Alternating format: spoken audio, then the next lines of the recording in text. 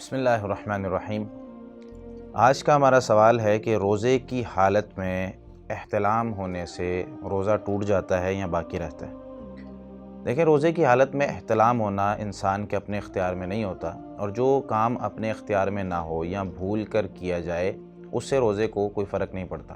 جیسے کہ اگر اللہ رب العالمین نے روزے کی حالت میں کھانا پینا اور شہوت اس سے منع کر دیا ہے، تو اگر انسان بھول کر کھا پی لے تو اس سے بھی روزے میں فرق نہیں پڑتا۔ تو اسی طریقے سے احتلام کی حالت میں بھی روزے میں فرق نہیں پڑتا۔ اور حدیث میں آتا ہے، سنن ابن ماجہ کی روایت ہے 2041 نمبر اور صحیح ہے، جس میں نبی مکرم صلی اللہ علیہ وسلم نے یہ بات ارشاد فرمائی ہے، رفع القلم عن ثلاثہ، 3 لوگوں سے قلم اٹھا لیا گیا، یعنی ان کا گناہ نہیں لکھا جاتا۔ ان میں سے ایک وہ شخص ہے عن النائم حتی یستیقظ، کہ سویا ہوا شخص جب تک بیدار نہیں ہو جاتا اس کا گناہ نہیں لکھا جاتا۔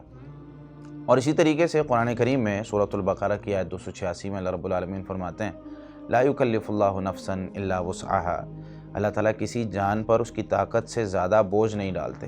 تو یہ انسان کے اختیار میں نہیں ہے، تو اس وجہ سے اس سے روزہ نہیں ٹوٹتا۔ ہاں، اگر انسان جان بوجھ کر کسی طریقے سے منی کا اخراج کرتا ہے، اپنی بیوی سے ہم بستری کرتا ہے یا کسی اور طریقے سے، تو پھر اس کا روزہ ٹوٹ جاتا ہے۔ پھر کچھ صورتوں میں اس پر قضائی اور کفارہ بھی ہوتا ہے، اور کچھ صورتوں میں صرف قضائی ہوتی ہے۔